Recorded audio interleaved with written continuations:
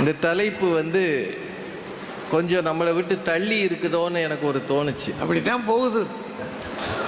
ஏன்னா யாருமே பிள்ளை வளர்க்குற ஸ்டேஜில் இல்லைன்னு நினைக்கிறேன். அவங்க தான் இப்போ நம்மளை வளர்க்குறாங்க. பெரும்பாலும் சில தலைப்புகள் அப்படி இருக்கும். இப்போ பேசின துணை முதல்வர், அந்த அம்மா ஒரு கல்லூரியில் துணை முதல்வர், அவங்க கொஞ்சம் சிரமமாக பேசியிருக்கிறாங்க. என்னன்னா, குழந்தைகளுக்கு எக்ஸ்கர்ஷன் போகும்போது சாப்பாடு கட்டி கொடுத்தா வாங்க மாட்டேங்கிறான்னு அவங்க சொன்னாங்க. நிச்சயம் வாங்க மாட்டான். அவங்க சொன்ன இதை கவனிச்சிங்களே, புளியோதரையும் பூரி கிழங்கும். இது என்ன காம்பினேஷன் மாதிரி? புளியோதரையை முதல்ல சாப்பிட்டுட்டு பூரி கிழங்கு பிறகு சாப்பிடுங்க. அதாவது புளியோதரைக்கு ஒரு துவையல் வைக்கலாம், அல்லது ஒரு தேங்காய் இல்லாது வைக்கலாம், சுண்டலாவது வைக்கலாம். பூரி கிழங்கு வச்சா அவன் எப்படி திம்பான்? அதாவது செய்யறதெல்லாம் தப்பா நீங்க செஞ்சிட்டு இதுக்கு பெரிய பேச்சு வேற. இப்போ தலைப்பு தெளிவா இருக்கு. பிள்ளைகளை வளர்க்கிறது சிரமமா, சம்பாதிக்கிறது சிரமமா? சம்பாதிக்கிறது என்னைக்கு தான் சிரமமா இல்லை? நீங்க இந்த கேள்வியை இப்படி பாருங்க. சம்பாதிக்கிறது இன்னைக்கு மட்டும் சிரமமா? எல்லா காலத்திலையும் சிரமமா இருந்திருக்கு. ஆனா ஒரு காலத்துல பிள்ளை வளர்ப்பதுன்றது சிரமமா இல்லை, இன்னைக்கு தான் அது சிரமமா இருக்கு. வித்தியாசம் அதுதான். முன்னாடி 4 பிள்ளை இருக்கும், மூத்தவன் அடுத்தவனை தூக்கிட்டு திரிவான், அடுத்தவன் அக்கா தூக்கும், அத்தை தூக்கும், ஆயா தூக்கும், பாட்டி தூக்கும். இன்னைக்கு அவ்வளவு பேரை இவங்க தூக்கி விட்டுட்டு அவன் ஜாலியா இருக்கான். உங்ககிட்ட சில கேள்விகள் கேட்குறேன். சொந்தக்காரங்க வீட்டுக்கு போகிறோம், வாங்கடான்னு உங்கள் பிள்ளைகளை கூப்பிடுங்க. ஓரளவு வளர்ந்த பிள்ளைகள், 5வது 6வது படித்த பிள்ளைகள், உங்களோட எத்தனை பேர் வர்றேன்றான்? நீங்களே இந்த கேள்விக்கு பதில் யோசிச்சுக்கங்க. முன்னாடி எல்லாம் சித்தப்பா வீட்டுக்கு போகிறோம்னா நம்ம முதல்ல நிற்போம். அப்பா அம்மா நீ வராத, நாங்கள் அவர் சோமுலாமல் பார்க்க போகிறோம். சோமுலாமன்னா நாங்கள் ஆரஞ்சு பழம் இருக்கும்ல, அவர் திங்க மாட்டார், நான் திம்பன்லன்னு போவோம்.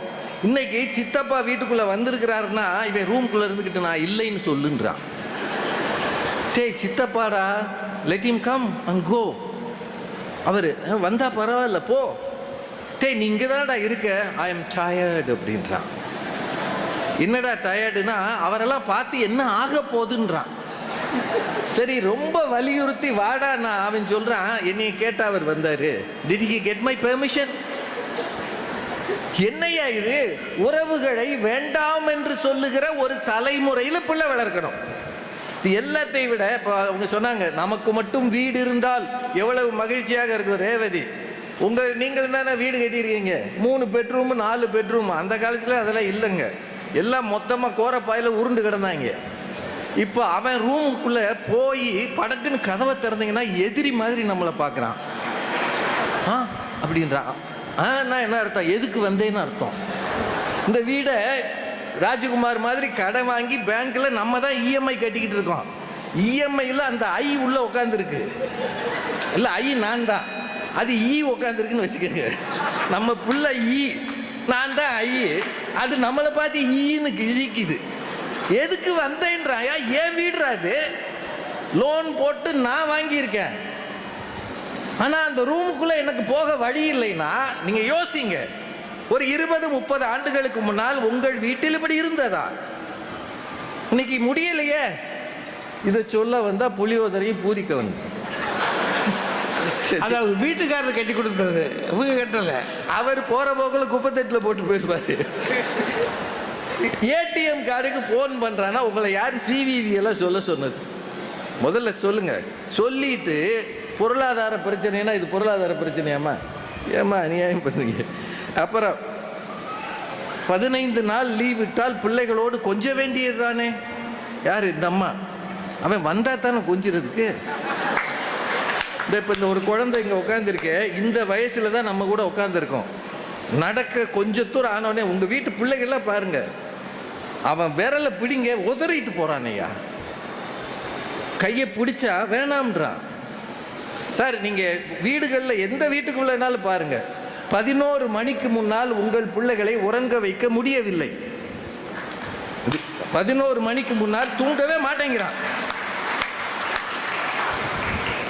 9 மணி ஆனாலும் எந்திரிக்க மாட்டேங்கிற ஞாயிற்றுக்கிழமையில். ஞாயிற்றுக்கிழமை 9:30 ஏன் எந்திரிக்கலையாடனா? What is time? 9:30. ஓகே 11:30 என்னை எழுப்புங்க. நீ என்னடா நைட் ஷிஃப்டா பார்த்த? ஒரு நியம ஒழுங்குகளுக்குள்ளும் இந்த தலைமுறை, நான் பொதுவாக சொல்றேன், ஒரு தனிப்பட்ட வீடுகளை சொல்லல, பொதுவாக சொல்றேன். விடுமுறை நாட்கள்னா ஒரு பையன் நேரத்துக்கு எந்திரிக்கிறது இல்லை. 11:30 எந்திரிச்சு காலை சாப்பாடு 1 மணிக்கு சாப்பிட்றான் ஐயா. அவங்க அம்மா அந்த ரூமுக்கு வந்து கிச்சனுக்கு டே ஆறி போதுரா, ஆறட்டும் டேய் சாப்பிட்றா. இவன் 1 மணிக்கு காலை உணவு சாப்பிட்டா மதிய உணவு எப்போ சாப்பிடுவான், இரவு உணவு எப்போ சாப்பிடுவான் சொல்லுங்க.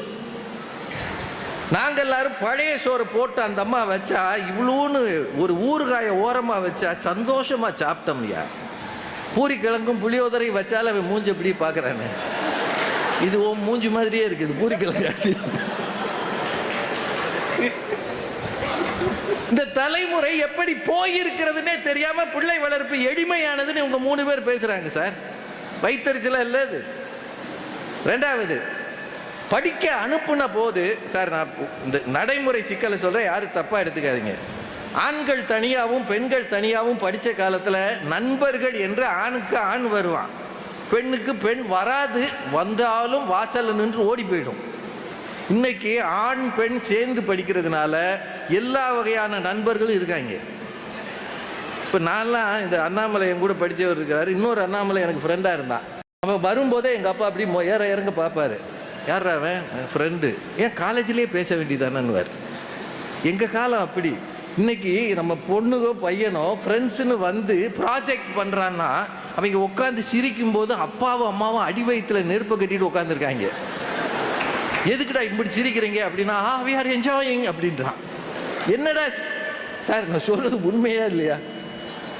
அவங்க எல்லாம் அது 1-2 பேர் இல்லைங்க, 4-5 பேர் உட்காந்து ஓ ஆன்னு கத்துறான். பக்கத்து வீட்டில் இருக்கிறவங்க எல்லாம் என்னங்க பிள்ளை வளர்க்குறீங்கன்னு நம்மளை கூப்பிட்டு கேட்குறாங்க. இல்லைங்க நாங்கள் புளியோதரையும் பூரி கிழங்குமா போட்டு வளர்க்குறோம். அவங்க கொஞ்சம் ஓவரா சிரிக்கிறாங்க. சொல்ல முடியுமா? பேசுறீங்க சார். இதுக்கு எதிரானவன் அல்ல நான், இந்த மாதிரி படிக்க கூடாதுன்னு நான் சொல்லலை. ஆனால் இன்றைய சூழலில் நீங்கள் இங்கே எத்தனை டீச்சர்ஸ் இருக்கிறீங்க யோசிச்சு பாருங்க. டீச்சர்ஸ் எல்லாரும் டீச்சிங் கம்யூனிட்டி. இன்றைய தலைமுறையில் மிக மிக மிக ஆபத்தான வேலை ஆசிரியர் பணி, மிக ஆபத்தான வேலை, பரிதாபமான நிலைமை. அப்பா அம்மா வீட்லையும் கண்டிக்கிறது இல்லை, கண்டிக்க முடியாது, ஆசிரியரும் கண்டிக்க கூடாது. கவர்மெண்ட் உடனே சட்டம் போட்டுரும்.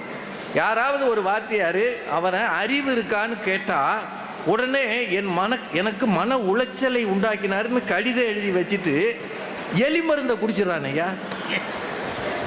ஏண்டா அறிவு இருக்கான்னு கேட்டது மன உளைச்சலா? உடனே ஒரு இந்த மாதிரி கேமராவை தூக்கிட்டு 2 பேர் அந்த ஆசிரியரை கைது செய்யணும்னு நியூஸில் போட்டுறாங்க. அவர் என்னடா பாவம் பண்ணார்? உடனே அவர் வீட்டம்மா கேட்குது, உனக்கு அறிவு இருக்கா, நீ ஏன் அவனை அறிவு இருக்காரு? அவர் வீட்டம்மா கேட்குது, உனக்கு அறிவு இருக்காயா, நீ ஏன் அவனை அறிவு இருக்கான்னு கேட்டேன். இப்போ அந்த அம்மாவை எவனும் ஜெயிலில் போட மாட்டான், இவரை தூக்கி உள்ள போட்டுறாங்க. 2 பேர் கேட்டதும் ஒரே கேள்விதான், அறிவு இருக்கான்னு கேட்டதாயா? கேட்ட இடம் தப்பியா? ஒரு ஆசிரியனை விட மாணவன் பெரியாள் ஆகிற சமூகத்தில் பிள்ளை வளர்ப்பது எளிமையானதா கடினமானதா? எது கஷ்டம்? இன்னொன்னு, பணம் சம்பாதிக்கிறது வெளியில இருக்கிற பிரச்சனை, பிள்ளை வளர்ப்பது உள்ள இருக்கிற பிரச்சனை. 2க்கு நிறைய வித்தியாசம் இருக்கு. நான் வெளியில அவமானப்படுவேன், பெரிய முதலாளிகிட்ட நான் வேலை பார்ப்பேன், வேலை பார்க்கும்போது அவமானப்படுவேன். அவன் திடீர்னு என்னை இப்போ மேனேஜர்னே வச்சுக்கோங்களேன், ஒரு பிரின்சிபல்னு வச்சுக்கோங்க, ஒரு கரஸ்பாண்டன்ட் என்னை கேவலமாக திட்டுவார். அறிவு இருக்கா உனக்கு? அதே கேள்விதான். நீ எல்லாம் என்ன படித்த கேட்பாரு. இப்போல்லாம் வேலையை தூக்கி எறியணும்னு எனக்கு தோணும், தன்மானம் அப்படியே நிற்கும். வேலை வேண்டாயா, இனிமே இவங்கிட்ட வேலையே வேண்டான்னு. அப்போல்லாம் என் கண்ணு முன்னாடி மனைவி பிள்ளைகள் தெரிவாங்க. வேலையை விட்டுட்டோம்னா அதுக்கு பாவம் இல்லை, அதான் பொருளை தேடுவது. நான் அதுக்காக அடங்கி போயிடுறேன்.